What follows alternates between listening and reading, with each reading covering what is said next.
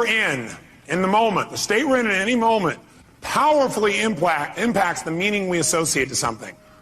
The state we're in the moment powerfully impacts the meaning that we associate to something or that we assign to something. So one way to change what things mean to you is just change your darn state. Is that true? I mean, if you're feeling great, do things just kind of bounce off you that normally if you're feeling upset?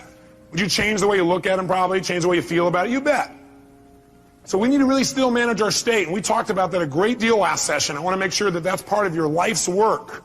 Because your life's work is really learning how to live in a way where you spend most of your time enjoying yourself, very little time in pain. Most of your time in pleasure, very little pain. And living your life hopefully in a way where not only do you feel good all the time, but the people around you feel good just by being around you. Because they're around you, they feel a lot less pain and a ton of pleasure. See, that's my idea of success. Success is when you've learned to live your life in a way where you experience tons of pleasure every day and almost no pain. And simultaneously, where the way you live also causes the people around you to experience very little pain and tons of pleasure. Then you know you're really successful. Because if you feel good and nobody else does, you're a failure. Now, that doesn't mean you go around and try and make everybody feel good. Some people have an investment in feeling bad because they think feeling bad equals feeling good. Are there people that believe that, yes or no? Yeah, because they think if I feel bad, then people will notice me, or they'll love me more, or they'll help me more, or I'll get more attention, which means feeling good. People have weird crap they work inside their head about how to get to feeling good. Some people think I'm going to feel good when I make $1 billion. Some people are like, when I have this, this, and this, when I get married, have these many children, this and this, then I'll feel good. Some people have, well, I'll feel good if I feel bad, because then people notice me and make me feel good. Or you could just like choose to feel good. Which one do you think might be a more intelligent approach? Because who's in control there? You are. You don't have to worry about the environment. By the way, when you're feeling good, it tends to make you want to feel even better. It makes you share good feelings with other people, which makes them feel good, which makes them reciprocate usually. Not always, but usually. Kind of nice. So the bottom line is we got to manage our state still. And as a reminder, as far as that's concerned, changing state means change the meaning. And the way you can do it is either by changing your what? Anybody remember from last session? Change your what? Change your what? Change your physiology. Physiology, again, means the way you move, the way you breathe, your facial expressions, your gestures. The way you use your body determines the way you feel. You got to remember that for the rest of your life. If you're not feeling the way you want to feel, first thing you do is just change the way you're moving. Emotion is created by what? Motion. Emotion is created by motion. You have 50 muscles in your face. A slight change in any of these muscles will radically change the way you feel. Remember we did this last time, I think. What I'd like you to do right now, real quick, is create some tension in your body, some tension, then put a big, huge smile on your face while you're doing it and notice how it feels. How many feel somewhat excited when you feel this? Let me see your hands. You know why? Excitement has tension in it. The only difference is you send a different biochemistry into your body. You fire off different biochemicals when you make a smile. Physically, it changes. You want to get depressed? What do? Drop your shoulders, look down, breathe shallow, drool. Right? Change the way you move. Some people have limited emotions because they have limited motion. They're trying to express their feelings and they go, I have something important I want to share with you. Hear me. Feel me. I am man. Feel this? Versus, listen to me. Come on, let's make this happen. Let's do this. Do you understand what I'm talking about here? The more emotion you have, the more emotion you have. And there's certain emotions you're not feeling because you're not making certain movements happen in your face. You want to change that. You want to go for more. See, did I mention to you last time when we talk about how certain people who live together for a long time begin to look like each other? Did I mention it? Do you remember why? Because in order to be in rapport, we like people who are like us. So we mirror back similar facial expressions. We do it enough, we literally mold our muscles to be in that way. And we use those kinds of emotions on an ongoing basis. A lot of people look like their dog. I don't have the explanation for that one. I don't know if they're mirroring in that case, right? Maybe they're trying to pick somebody like it, right?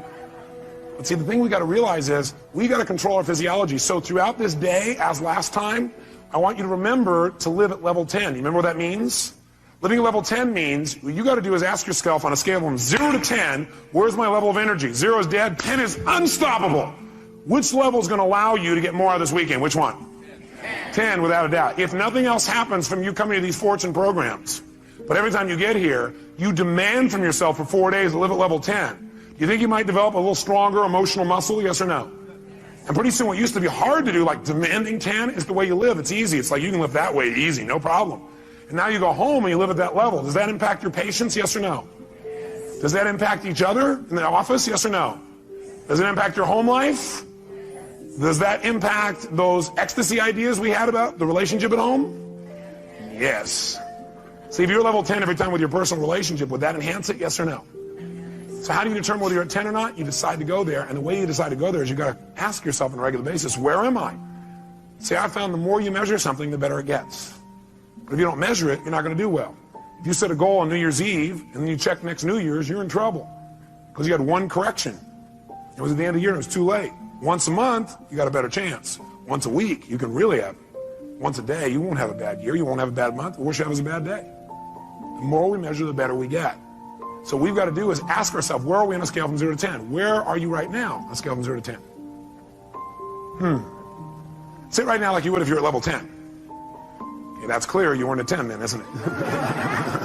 Come on, sit the way you'd be at level 10. I mean, absolutely, totally energized, excited, having fun, being outrageous and playful. Sit the way you'd be sitting right now if you're at level 10. Come on. And oh, you're not at 10. Come on. Come on, this is not 10. Let me see 10 here. Come on, even more energy, come on. Most of you would probably have to make some noise or do something with your body to get to level 10. Come on, wake your body up. Come on, come on, come on, come on, come on. Come on, wake your body up. Come on. Come on. Come on. Now, this is level 10. Now, go to level 2. And imagine trying to learn at this pace for the next 3 days. Go back to level 10. Come on, go, go, go, go, go, go, go, go. Come on, come on, come on, come on, come on, come on, come on, come on, come on, come on. Now, I want you to commit you're not going to drop below level 8 for the rest of the weekend. Are you willing to do that? Yes or no? Yes or no? Great. Now, if it's tough to stay at level 10, you want to push yourself to level 20. So just as a reminder, stand up. Remember how we do this? We put ourselves in a yes state. All remember what that means? Good. Then what I want you to do right now is take off your jacket. You have that. Not your blouse, ma'am, just the jacket. And we're going to put ourselves in that yes state. We're going to put ourselves in that state I talked about last time. Remember I gave you a metaphor the last time we were together, a reminder. I said there's a puddle of water here in front of me, and I'm an old person. I come up to that water, what will I do? No, not just walk around it, I'll walk around it and bitch about it while I walk around it. Okay? But if I'm a kid, how do I deal with a puddle? That's right, yes, boom, that's the state we're going in. All those who want to do that for the weekend say aye. If you were in that state and somebody like came along and said, yeah, how do kids deal with that? They go, would that be a healthier response than going, okay. I'm looking for new ways to hiss and get this person. Would that be more healthy, yes or no? Sure, it's more playful, it's more outrageous. Next time somebody is real bitchy, just get real bitchy back. We'll do it funny. Will that break their pattern? Yeah, you might piss them off even more. Well, at least we're moving them in some direction. So when I say now, what you're going to do is you're going to wake your body up like a little kid again. You're going to scream, wait. You're going to scream and yell and be totally outrageous like a kid. If you weren't here before, you'll catch on quick. Then, at the peak of our being totally bizarre, weird, outrageous, playful, seductive, fun, adventurous, and outrageous again, what we're going to do at the peak of that is we're going to go and we're going to clap our hands and say the word yes right at that moment. And when you clap your hands and say yes at that moment, your job is to create more energy, more excitement, more outrageousness than the moment before. We'll do it faster and faster. At the end, we'll do the will clap. But what I want you to do is go to level 20 on this. On a scale from 0 to 10, you're going to go to level 20. You go, that's impossible. That's why we're going to do it. Because also, once you've been to level 20, level 10 feels like you're relaxing by contrast. Okay, first let's just try the word yes strongly. Notice how it feels again. Ready? Yes! Say it again stronger. Yes! Oh, even stronger. Yes! One more time. Yes! Does that feel pretty good? Yes! Okay, good. Now, let's put it all together. Be a little kid again, be outrageous, create some energy. Come on.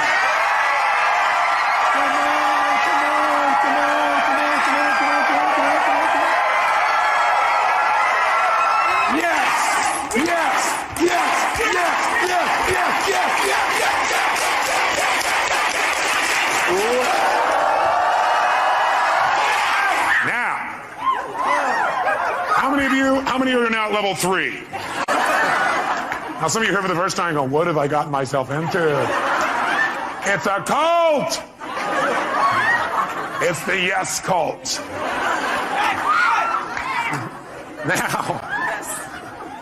Now, how do you get a muscle? You push yourself beyond what's comfortable and you do it consistently.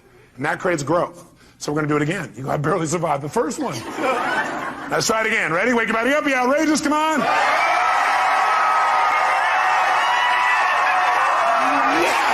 Yes. Yes. Yes. Yes. Yes.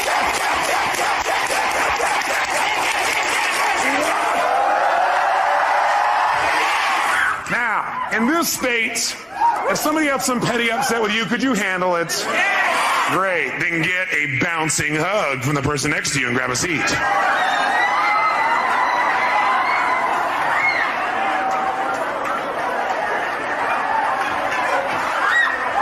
And grab a seat. All right. We said there were two ways, though, that we could change our state. One was to change our what now? Nice and loud. Or the other is to change our focus. Change the way we're representing things to ourselves. Like picturing things in our head is one way we focus. Somebody doesn't show up on time, we picture in our head, I'll see why, because they're out there messing around, because they don't care about me, because this and this and this. Another way we focus is by what we say to ourselves. We represent, oh, well, they're not doing it probably because they don't really love me. And we talk to ourselves in certain ways. We get all these negative feelings. But if we change what we focus on, we change what we feel. If you think of something you're afraid of and you focus on it, will you feel it? You bet. If you wanted to feel depressed right now, how many could pull it off? No problem. How would you do it? You remember, don't you? A little reminder here. Just put yourself in a lousy physiology. Or, easily, another way you could do it, of course, mess up your biochemistry, eat in a way that drops your blood sugar through the floor. Or else could you pull it off? All you have to do is think of something that once happened that made you feel bad. Something in the past, and remember it again. That seems very intelligent, doesn't it? And feel bad about it once again. How many of you would go to a movie that was terrible over and over and over and over again? How many would think that would be real intelligent? Let me see your hands. If you, one of your friends said, yeah, I'm going to this movie, I hate it, it sucks, I'm going back there again. You go, how many times have you been to this movie? About 4,000. What would you probably ask them? Why would you go back there? Well, because I have to. Would you believe them? I don't believe you either when you tell me that. But I always believe in you because I know you know better. You don't need to go to those movies anymore. They're a bunch of myths anyway, made by poor directors. Lousy writers, lousy producers. You're a better producer, director, and writer now. You're probably even a better actor or actress. So why not create it the way you want it instead of seeing the same old movies over and over again? Most producers I know don't sit and watch their worst movies over and over and over again and feel bad about them again. What most of them do is they go, that was part of my learning experience. Time to move on. How else could you feel bad, by the way? You could do it currently, couldn't you? All you have to do is think of something you think you've lost that maybe hasn't even happened. Right? Or think of something that you want but you're not getting right now and feel bad about it. Or you could think of something that hasn't even happened yet and feel bad about it in advance. Can you do that? Like, oh my God, and focus on what if this happens? Oh God, feels terrible, oh gosh. Remember, a coward dies 1,000 deaths. A courageous man or woman only once. Because the coward runs it through their head about 8 million times and feels like they're dying 8 billion times. If you have any faith, any courage, then if it really ever does happen, you'll just deal with it once. You feel the pain only one time instead of stacked over and over and over and over again. If you want to feel good, could you do that? Sure. Would a producer go back to some of their best movies and see them again, do you think? Yes or no? Would they even share some of those movies with their friends? You know what some people do? Some people actually take the worst movies of the past and go share them with their friends, their worst movies. Tell them all about all the gory details of it. And the friend goes, yeah, that's really great. Yeah. But see, a real great producer director shows them their current films, shows them some examples of films that are about to come called previews. Previews are rather exciting usually. Or they show them the best films of their past and share those with them so that people get to enjoy more of their life. Maybe even learn something. Who knows? But you could remember something that once happened that was great, feel good about it. You could think of something right now that you could feel great about, or you could think of something that hasn't even happened yet and feel good about it in advance. What determines what you focus on, though, is one thing: the questions you ask yourself. The questions you ask yourself determine what you focus on in that moment. What questions you ask are usually controlled by your beliefs. Because you could ask any question, but unless you do it consciously, you'll just ask the same questions that are in alignment with your old beliefs, your old BS, belief systems. So the bottom line is we've got to ask better questions. And I will tell you the question I want you to learn to ask the next time you get upset with someone. This is the first question I would ask myself if I were you. What else could this mean? What else could this mean? I will know a person is intelligent when I say this and this happened. I started to get upset, then I thought to myself, well, what else could this mean? You know, maybe it doesn't mean what I think it means. Maybe they weren't really being harsh. Maybe what it means is they're stressed. Maybe what I'm hearing from this person about what they said about me is not true. Maybe what it really is a distortion. Not that they mean to distort, but it's a distortion. Maybe what I've heard this person said about me is a deletion. Maybe this person is generalizing. Maybe this person heard it through somebody else. Maybe that person misinterpreted what I said. Maybe this whole thing isn't accurate. Maybe it's accurate, but they're stressed. Maybe I'm just stressed right now. Maybe what this really means is I'm stressed and I need to get more resourceful and be more loving. And I can handle this. Maybe what this means is it's a chance for me to go to the next level. What else could this mean? You're only upset when you've decided on a meaning that creates an upset. So if you're feeling upset, what else could this mean? Because again, how many of you have ever thought something meant something and been upset about it later on, found you were wrong? How many have done this? So wouldn't it be smart as a first step to always ask, what else could this mean? And search for other possibilities. See, with my friends, I always do this. If I care about somebody, I always do this. And what I've learned to do is even with people I didn't so much care about or didn't even know. What else could this mean?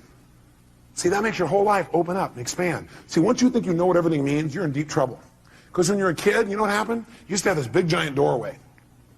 But then you became an adult, and you noticed the door. And you started to say, I know how this door works. And you close it a little bit. You said, I know how the world is, and you closed it more. I know the world is, and pretty soon, now you know how the world is.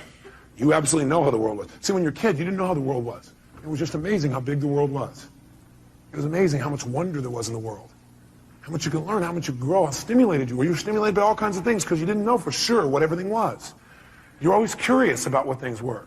But as an adult, you now know what everything is. And if it doesn't fit in there, it's wrong. We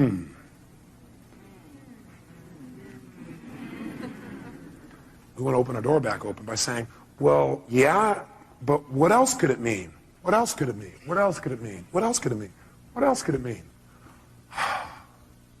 Feel a little freer. The other question I tend to ask myself is, do I know everything there is to know about this? Do I know everything there is to know about this? Somebody says something to you, they're really upset with you, or somebody raises their voice. That means they hate me. What else could it mean? Well, it could mean they're stressed, could mean they don't understand, could mean they don't even realize they're yelling. Could mean that they need some support. Could mean what I know it means, it's a cry for help.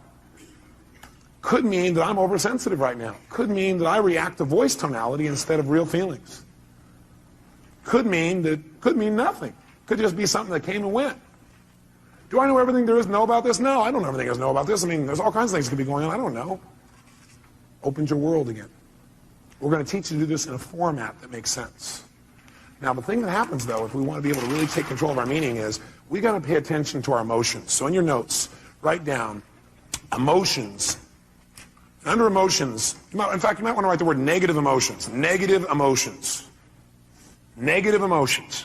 And then as soon as you write it down, cross it out. The word negative, anyway. What are some of your negative emotions? Tell me what they are.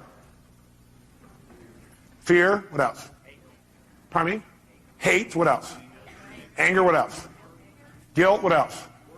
Worry, what else? Upset, guilt, what else? Frustration. I got a question for you. Are they really negative? I'm here to tell you there's no way they're negative.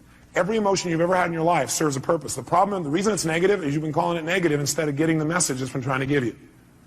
Every emotion you have, including those you think of as negative, those ones you call negative emotions, I call them emotional messages.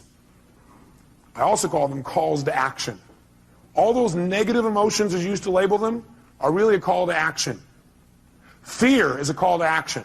By the way, do you feel that call to action in your body when you're afraid? Yes or no? Does your adrenaline start pumping? Your whole system start gearing up? Emotions are a call to action. And the call to action says one of two things has to happen in that call to action. It's a message. Every emotion is a message. A call to action. And the action and the message it's trying to give you is that you need to change either, number one, your perception of this, or number two, your current actions. Every negative emotion you've ever felt is not negative. Now, you may be overusing them, I'll agree with you. You may be indulging in them, I agree with you. You may not be getting the message from them. What's making it negative is you're not getting the message it's trying to give you.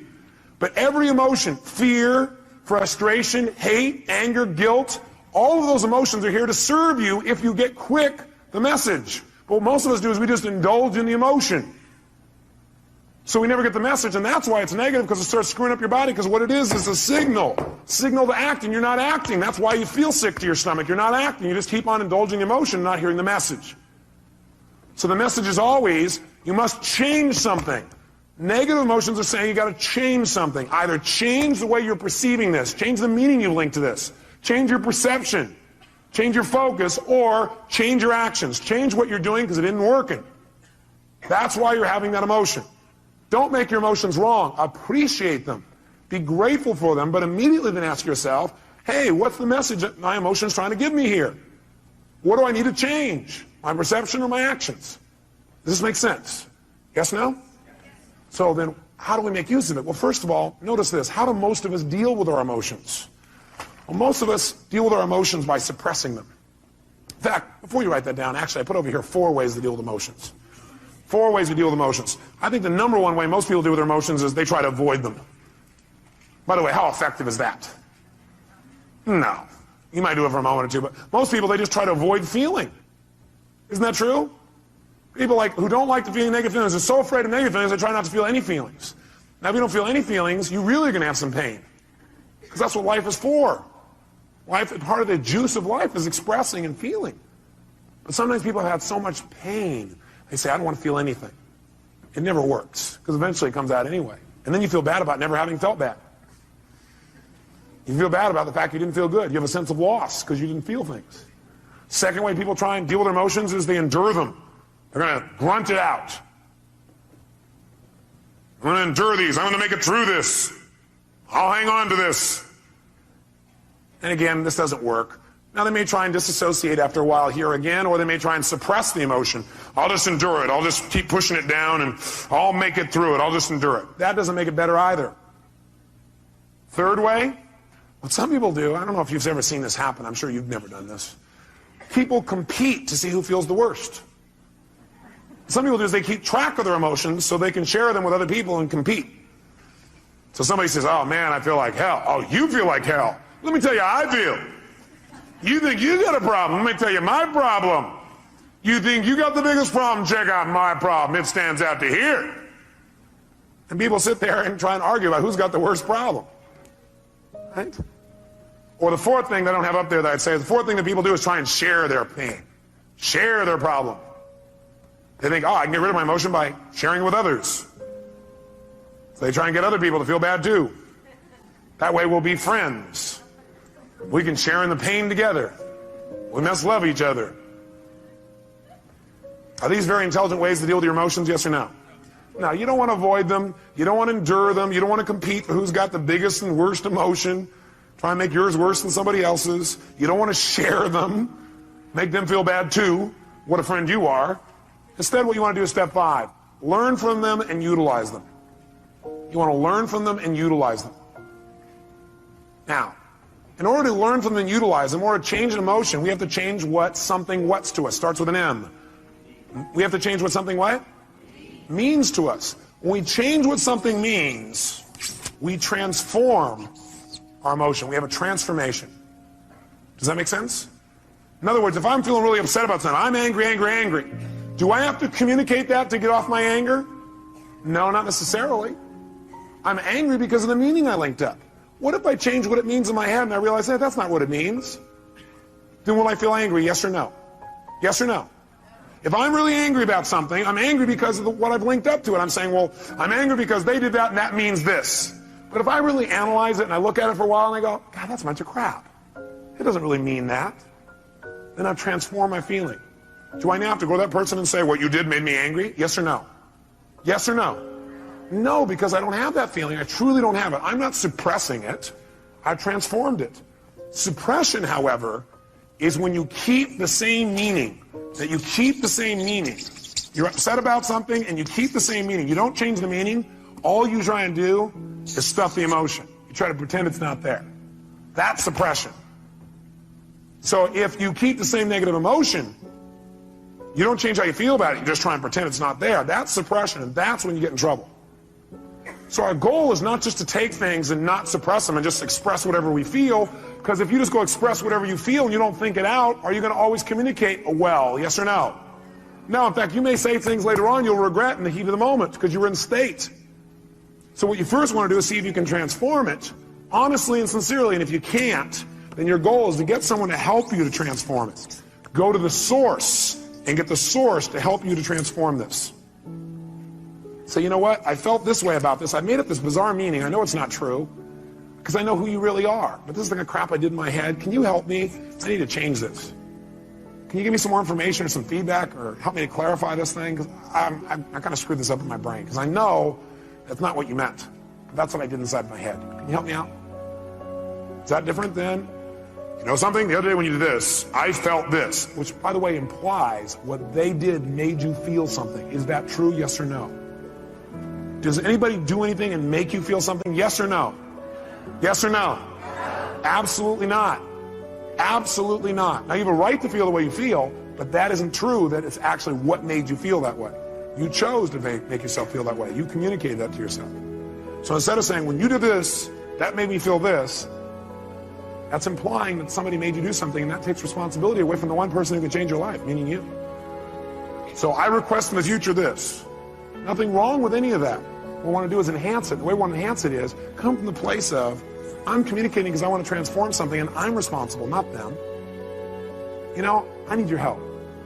I need your help. The other day when this thing happened, I used that to interpret that to mean this. And I know it's not true because I know who you are. I need some clarity. Can you help me out? I got to clean this up. And me. Who's responsible? By the way, will they want to help you? Yes or no? And by the way, what you're really doing here is making clear what you're really doing, which is you're doing a cry for help. Maybe not crying, you're making a request for help instead of crying. Make sense? And people hear this is a request for help. Do we want to help other people? Yes or no? Especially us, we're all in the helping business. That's why we do what we do. That's the bottom line.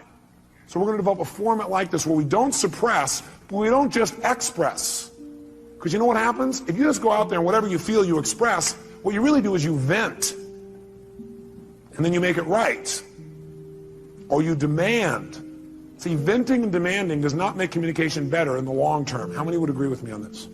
Okay. We want to go to a different level. We want to transform our communication. We want to transform what things mean to us. Now, here's what I want to be able to have you do. I want you to be able to take the emotions that you're experiencing and be able to deal with them quickly. So I want to give you 6 steps to changing or dealing with, not dealing with, but I guess utilizing is the right word. 6 steps to utilizing any emotions you feel that you used to call negative, which now I call emotional messages, or calls to what? Calls to action. Whenever you're feeling a negative emotion, which we're now going to call emotional messages, it's a call to action, and it's saying you need to change something. What do you need to change? One of 2 things. Repeat back. What are they? Change either number 1, you're what? No, well, you could change your physiology, but if you are getting feedback right now, you're getting a negative emotion, that negative emotion is a message. It's saying you got to change either your perception or your actions. And your actions could be the way you're using your body or your focus or whatever. Change your perception or your actions. Now here's what happens when you get a negative emotion or now an emotional message. Number 1, you want to identify what the emotion is. So you're starting to feel negative things. You want to identify what is the emotion. Now when you identify the emotion, what the emotion is, like you're really upset. Ask yourself, well, what am I really feeling? Underneath this, you might write down the question, what am I really feeling? What am I really feeling?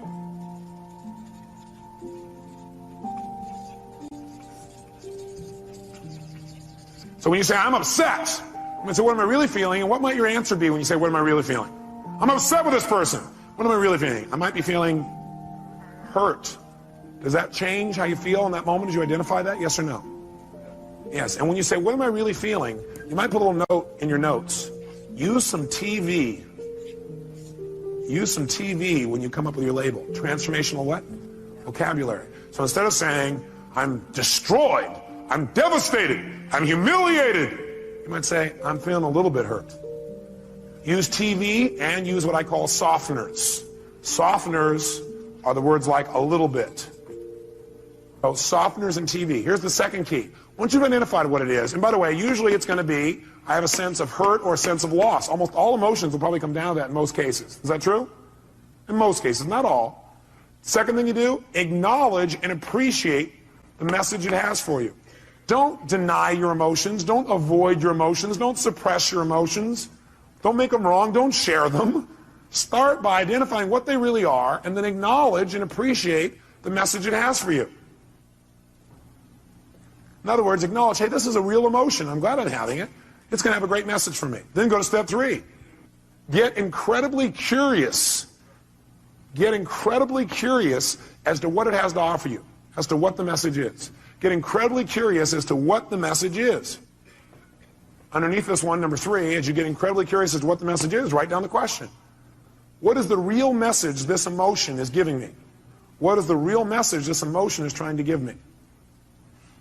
What is the real message this emotion is trying to give me? I'll offer you some ways to do this. Let's do all 6 though so you know where we're going. Step 4. Okay, the question on 3, some of you are still there. Question number 3 is, what is the message this emotion is trying to give me? What's the real message? Number 4, get yourself to feel reassured that you can deal with this emotion. Get yourself to feel reassured that you can deal with this emotion. See, a lot of times the stress is, oh my God, how am I going to deal with this? So get yourself reassured you can deal with emotion. And the way you do that is, remember a time when you've dealt with this emotion successfully in the past. Remember a time when you've dealt with this emotion successfully in the past. So if all of a sudden you start to feel depressed, that's a pretty negative feeling. I, first of all, would not call it depression. I'd say a little bit down. But the first thing you do is you go, okay, I'm feeling this terrible feeling. I start to feel depressed. Well, what am I really feeling? Well, I'm really just feeling a little bit down. Okay, great. You know what? That's great. I appreciate it. That's a message. I need to get curious. What is that message? What's the message this thing's trying to give me? And what depression's message usually is, by the way, is you need to reset your priorities. That you don't feel like you're in control. That you got too many things going at once. You feel out of control when you're depressed. So what we have to do is set some priorities and go do the first one on your list. That's what the message is telling you. You feel out of control. The way to get in control, reset your priorities and go do one thing and complete it. The minute you do, your self-esteem will go right back up. So that's the message. So what's the message it's offering me? And by the way, I'm going to teach you the 9 most powerful emotions that you probably experience, what their messages are. So you won't have to wonder about this. You'll know what they are. Step 4, get yourself to feel reassured by remembering times when you've dealt with this in the past. Have you ever felt a little bit down before, or what you used to call depressed? How many have ever felt that way in the past? Let me see your hands. How many have dealt with it? Let me see your hands. Great. If you remember that, 2 things happen. You're going to feel reassured you can deal with it, plus you're going to remember how you did it, which means you can use what you did in the past to change it right now. Why wait? Most of us forget the best parts of our past, which is how we dealt with things and turned them around. We just remember the negative feelings. That's kind of weird. Maybe we need to manage our memories better. Remember the things that have resources for us and forget the things that don't. Number 5, get certain. Get certain that you can handle anything like this in the future. Get certain. Not only can you deal with the emotion you have right now, but what you should do is use this as an opportunity to be certain for yourself. Get yourself certain. If it ever happens in the future, I'll handle this emotion quicker and easier.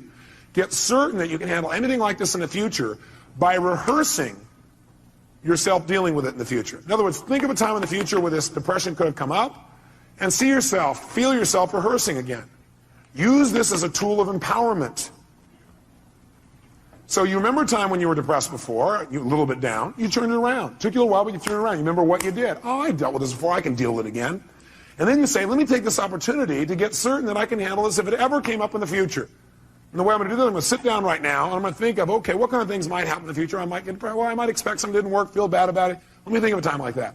Okay, let me see myself, hear myself, feel myself deal with it. You see, hear, and feel yourself dealing with it easily. And you do this 2, 3, or 4 times. If you keep doing it 2, 3, or 4 times, then in the future when it comes up, guess what your brain will do? Your brain will go, oh, I can handle this. I'm already prepared. How many are following the logic of this? Let me see your hands. Okay? So get certain you can deal with it in the future by rehearsing. And by the way, remember this. You might want to put this in your notes. Your brain cannot tell the difference between something you vividly imagine and something you actually experience. Your brain cannot tell the difference between something you vividly imagine, where you see it, you hear it, you feel it, you taste it, you touch it, you smell it in your mind, and something that actually occurs. If you doubt this, have you ever had a dream where it was so real, you had every physical response to it? How many have had a dream like that? Okay, you can have a dream anytime you want, even while you're awake. All you have to do is rehearse something in your mind enough times, vividly enough, and it's real. If you over and over again rehearse yourself dealing with emotion easily, then it's real. Next time it comes up, you've already got the programming. You already have the resources to turn it around in a heartbeat. Then this emotional message, it's dealt with for the future, not just for today. And the sixth step, take action and change your life. Whatever the message is, take the action that you need to take and change your life. Do something. Doing something always will change how you feel. You feel bad because you're not doing anything. And by the way, you'll continue to feel bad until you do something to change. So you do anything, it'll improve you and move you in the direction you want to go.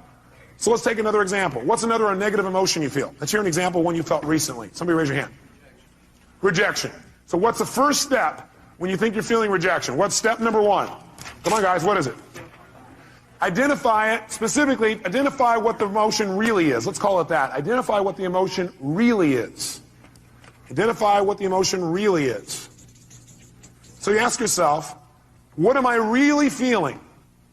So a person said rejection. What were you really feeling? Shh, no, let him answer. That's your answer. His answer was disappointment. Is that different than rejection, yes or no? Yes or no? Yes, and by the way, when he realizes he's just disappointed, it's not as intense as rejection, is it? What happened with one question? His pain just dropped. Still painful probably, but not anywhere near as intense. Am I false or true on that? Okay, great. Now, so he's disappointed. Great, so now he knows when he really is disappointed, he might even add some TV or a softener here. And the softener might be, he might say, I was a what? A little bit disappointed. Well, I'm a little bit disappointed. Okay, that makes it even less. Now what does he do? Number two, does he make himself wrong for feeling that way? Yes or no? Yes or no? What does he do? He needs to acknowledge and what else? Appreciate the fact that he's getting a very valuable message. And it's a message he needs to change something. He needs to either change his perception about it so he's no longer disappointed, or he needs to change his actions so he doesn't be disappointed now or in the future. Step three, what does he need to do? Get incredibly what? Like a little kid? What? Curious. When we're curious, do we learn things more? Do we learn better when we're curious? You bet. So he needs to get incredibly curious about what this message has to offer him. If you were really curious, what do you think that message really had to offer you?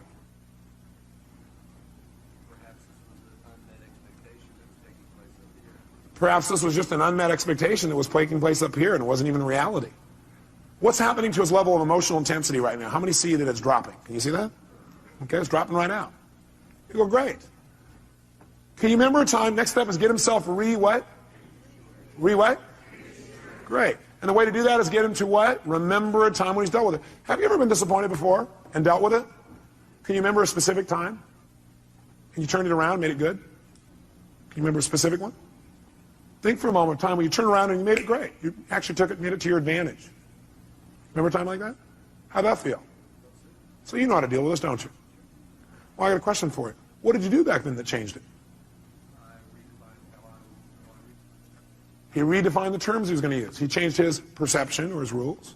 Great. How'd that feel when you resolved it? So great. So when he goes to reassure this, two things happen in the reassurance. One is he sees he can deal with it. He sees and feels he can deal with this easily. And number two, he sees how. And number three, he remembers how good it feels to relieve himself from the feeling. So he remembers how good it feels to get rid of it. Which, by the way, makes him want to get rid of it right now. And what's the last two steps? Step number 5. What do we want to make sure? We want to make sure he doesn't just not feel bad about it anymore now, but we want to make sure his future's better. We want to get him what? Get what? Certain that he can handle this in the future. So he probably feels pretty certain right now, but you know what I'd like you to do? I'd like you to think some other area in life where possibly in life you could have gotten disappointed in the future. Some kind of thing that might come up. Can you think of something that could come up and do that? Look, he already knows. Close your eyes for a minute. And just for a moment, what I want you to do is I want you to think of that thing starting to happen. When you start to get disappointed, or feel rejected, actually, is what you did initially. Then you realize you're just disappointed, and then you just handle it. See yourself handling it in the future even better than you have in the past. And notice how good it feels the minute you handle it. Can you feel that? Think of another time, something else that could happen in the future, where it might have been a real major disappointment. But see yourself handling it real quickly, real easy, getting off and making it work, and notice how good you feel as soon as you handle it. Got it. Okay, do it one more time. Do 3. Do a third one. Some other area of life where you're really disappointed. See and feel yourself handling that real easily, real quickly. Got it. Good. How do you feel about your ability to deal with this in the future? More confident. Yeah. How many can hear it in his voice? Can you hear that? He has a depth in his voice. And the last thing is, go take action and change it. He may have already done that if it was changing a perception, or he can go do it physically. How many follow the system? Okay, we're going to do one more. I need a volunteer up here so everybody can see this person, because if you would have saw his face just now, it changed. Somebody who's had an emotion that you really, recently had and it bugged you or created some negative feeling for you. Somebody's got one of those. Oh, nobody in the whole room. God, I don't want to be out there. I know what he'll do. Boy, all these people here are pointing to this guy here. Is that your staff pointing at you, Dr. Bob? Dr. Bob, give him a hand. Yes, indeed.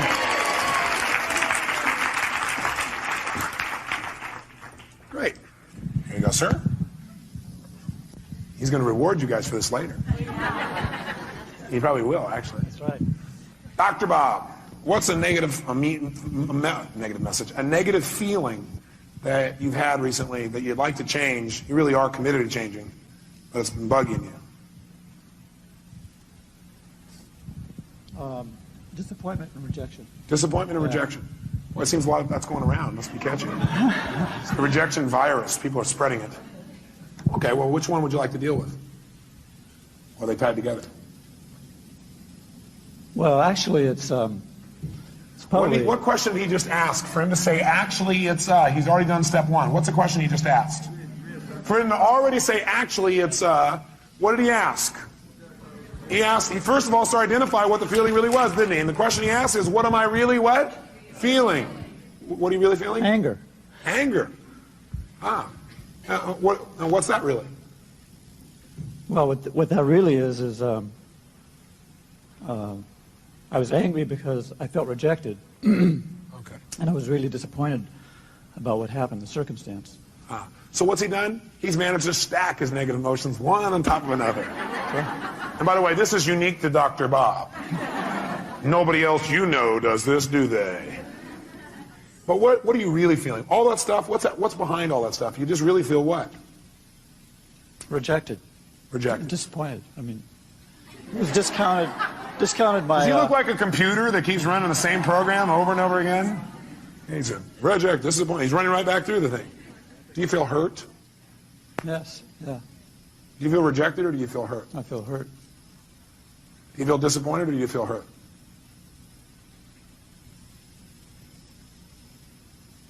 Or do you feel a sense of loss? A sense of loss. Do you feel rejected or do you feel a sense of loss? Sense of loss. Do you feel angry or do you feel a sense of loss? Sense of loss. Do you feel hurt or do you feel a sense of loss? Loss. What does it always come down to? Loss. Now, we can call it whatever we want. Okay? So he's identified it. So, next question is, what do we want him to do? Should he feel bad about having those feelings, yes or no? No, you know what? These are valuable messages that are coming to you. They really, truly are. But what you should feel bad about is indulging in them and not using them. Not learning. You want to feel bad if you don't learn anything. Then feel bad. And then get tired of feeling bad and just decide to learn something. Because you can learn something as soon as you ask, what can I learn from this, right? So right now, instead of making them wrong, what I want you to do for a moment is really appreciate those emotions. Acknowledge the fact those emotions have a valuable message. And then immediately get what? Like a kid, get what? Curious. Get curious for a second as to what those messages really are. What can you really learn from that? What is that message really offering you? In other words, let's go back up to the first one you said, rejection. By being rejected or disappointed, what is that motion of rejection trying to tell you?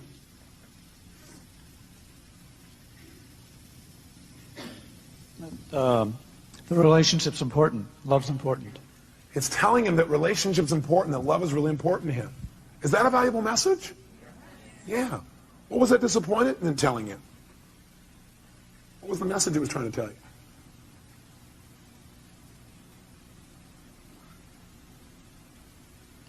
Now, a person may say, I don't know. If you did know and it had a positive message, it's always telling you to change something. It's telling you to change your perception about something, or it's telling you to change your actions. So what is that emotion of disappointment telling you? To change what? What do you need to change? How I love. How he loves. Very interesting. In what way do you need to change how you love? How it's communicated, or shown. How it's communicated and shown. How do you need to communicate and show your love more effectively?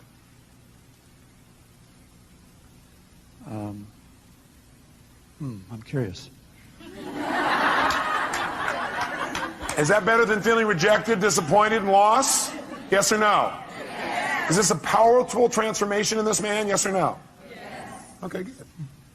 So stay curious, because that's it. Instead of going, oh, I don't know the answer. We don't know the answer, and you're a little kid. What do? You get even more what? Curious. If you don't know the answer, don't go, oh, God, I don't know the answer, but at that time, I don't know, I feel so...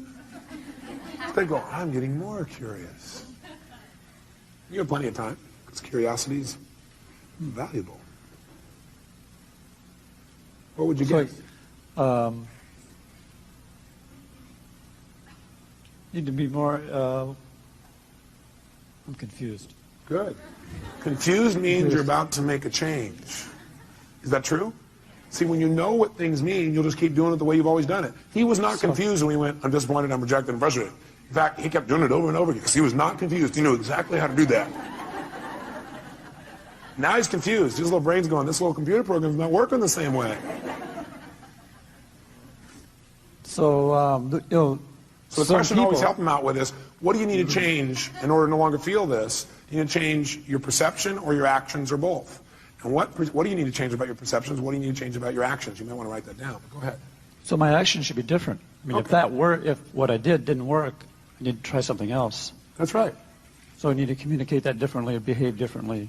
Okay. How many hear what he just said? Did you understand what he said? He said what it's saying is the way I communicated, the fact I got rejected is a message that love's really important to me, and that I need to change the way I'm communicating so I get what I want. Because obviously it didn't work, so I got to change my approach. Is that true? Is that different than I'm not worthwhile as a meaning, or they don't love me as a meaning? Yes or no? Huge difference in how he feels. Have you ever felt rejected or disappointed in the past and dealt with it really powerfully or really effectively? Yes. You remember a specific time? Yes. Okay, go back to that time. And remember how you dealt with it. And how you turned it around and made it something positive. Okay. How'd that feel, first of all? Great. I had a sense of accomplishment. Yeah, that's right. And how did you do it? I took action. What did you do? Take action. How did you do that? What did you do? I started doing things differently. Oh, great. Expressing myself differently. Did it work? Yeah. Wow. By the way, what is this doing now? It's teaching his brain, if you do this, you're going to get pleasure. What you used to do gave you what? Pain. The brain is always trying to avoid what? And move towards what? He's teaching his brain right now. He's rewiring his brain a little bit here. Now, by the way, I keep using these computer metaphors, and I see some of you get pained when I do that. And I think it's because you think, oh, do you think I'm just a computer? No, I see you as a spiritual being who also has a filtering system. And that filtering system sometimes you allow to take control and keep you from doing what you do naturally, which is just love and appreciate other people, including yourself. Okay? So we got to deal with both sides. How it is, how we operate unconsciously, as well as who we are. We want to deal with how we operate so we can be more of who we are. Now, I'd like you to think about this for the future. First of all, you feel pretty good about you being able to deal with it right now? Yes. Yeah. And by the way, does he really look like he can deal with it now? Yes or no? So think about the future. I'd like to think of some place in the future where you could have felt rejected or disappointed. Something that could come up that could cause you to feel rejected or disappointed. Okay. Okay? Mm-hmm. Close your eyes if you would, and see yourself using your skills and handling it 10 times better, quicker, more easily, turning it around right away. And feel how good it feels to turn that around. Okay. How does that feel? Feels good. Yeah. Can you do it? Yes. Easily or hard? I can do it. You can do it. Okay, great. So now I want you to do it. That's great. So now I want you to close your eyes, and I want you to think of another time where it would come up.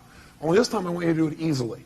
I want you, there are resources inside of yourself you haven't thought of before, and I want you to do it and even enjoy it.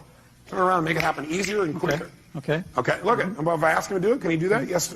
Yes. I'm asking him a better question. It gives him better resources. Okay. Can you see yourself handling it quicker and easier in that one? Yes. How does that feel? Great. How many see the difference and hear it in his voice? Great, let's do one more. Think of something else that could come out in the future where you could have felt rejected or disappointed, but now, heck no, you handle it really easily, real quickly, just like this. Okay. Have you already done it? Mm-hmm. Done. He's getting a little faster at this, isn't he? He's got some experience. How do you feel when you do that? Super. Super. Look at him. Look at his face. Now, if someone were to say, I'm going to reject you now. Thank you very much. Give him a hand. Thank you very much, sir.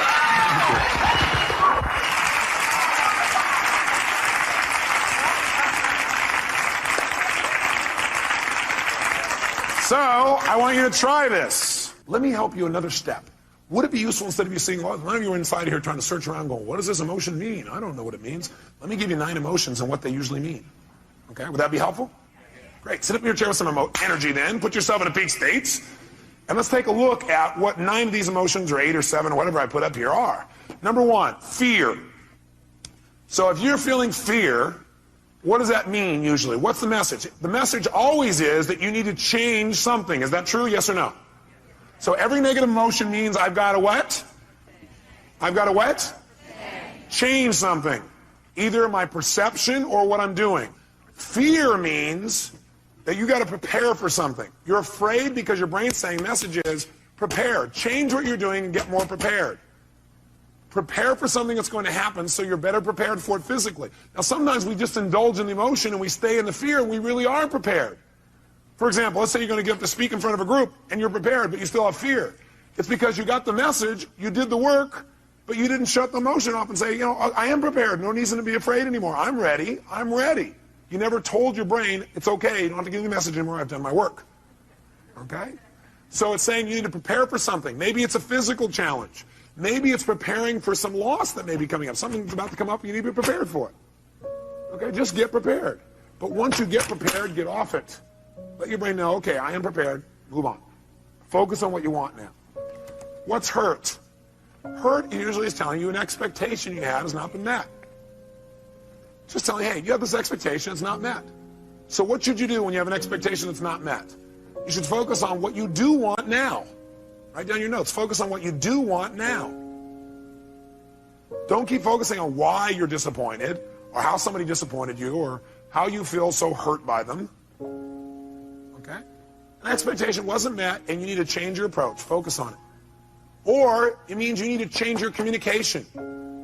Hurt means you expected someone to treat you a certain way, and they didn't treat you that way. So you need to change your communication. You need to come to them and say, you know, I need your help. You know, when you communicate that way, in the past, I've interpreted that to mean you didn't care. I know you care because I know how much you love me and I love you. But, you know, could you help me out in this way? What does it really mean to you when you do that? And then listen. Say, you know, in the future, I'd really appreciate it if you do it this way instead. Would that work for you? Would you be willing to do that? Okay, great. Fantastic. It's a message that says you got to communicate your needs better if you're feeling hurt. Hurt means I need to communicate my needs better. Or hurt also means I need to meet someone else's needs. So you feel hurt because you need to meet their needs. That's why they didn't meet yours. Either you're not meeting their needs or you're not communicating how to have your needs be met. Or you have an expectation, you need to move on. This is not going to work out, so focus on what will. Third, anger. Anger is a message that says you have a major rule that's been violated. When you're angry, you have a rule that's been violated. We all have rules about how things must be and how they should be. And boy, some rules, if somebody violates some of our rules, man, we really get angry, don't we? By the way, you may also be angry because you violated your own rules.